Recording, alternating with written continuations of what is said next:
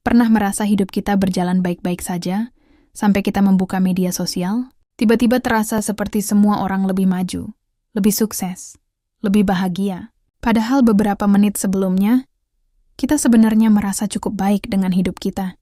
Pernah merasa hidup kita berjalan baik-baik saja, sampai kita membuka media sosial, kita melihat teman yang baru membeli rumah, seseorang yang terlihat sangat sukses dalam karirnya, pasangan yang tampak selalu bahagia, perjalanan ke tempat-tempat indah, dan tanpa sadar muncul satu perasaan kecil di dalam diri.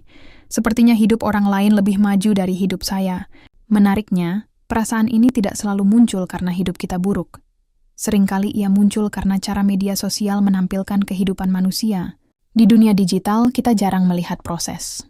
Yang terlihat biasanya adalah hasil, foto kelulusan, bukan tahun-tahun belajar, foto bisnis yang berkembang, bukan kegagalan yang mendahuluinya, foto liburan yang indah, bukan hari-hari biasa yang mungkin penuh kelelahan.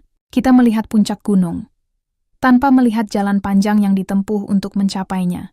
Otak manusia sebenarnya sangat peka terhadap posisi sosial. Sejak zaman dahulu, manusia belajar bertahan hidup dengan memahami posisinya dalam kelompok. Apakah saya diterima?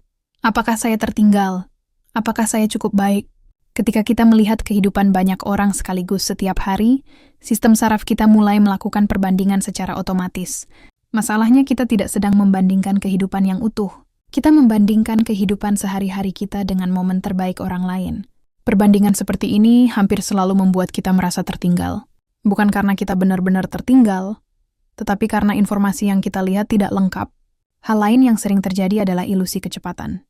Di media sosial, kesuksesan sering terlihat seperti terjadi dalam waktu singkat. Seseorang tampak tiba-tiba berhasil, tiba-tiba terkenal, tiba-tiba memiliki banyak hal. Padahal di balik banyak cerita sukses biasanya ada proses yang panjang, proses yang jarang terlihat di layar.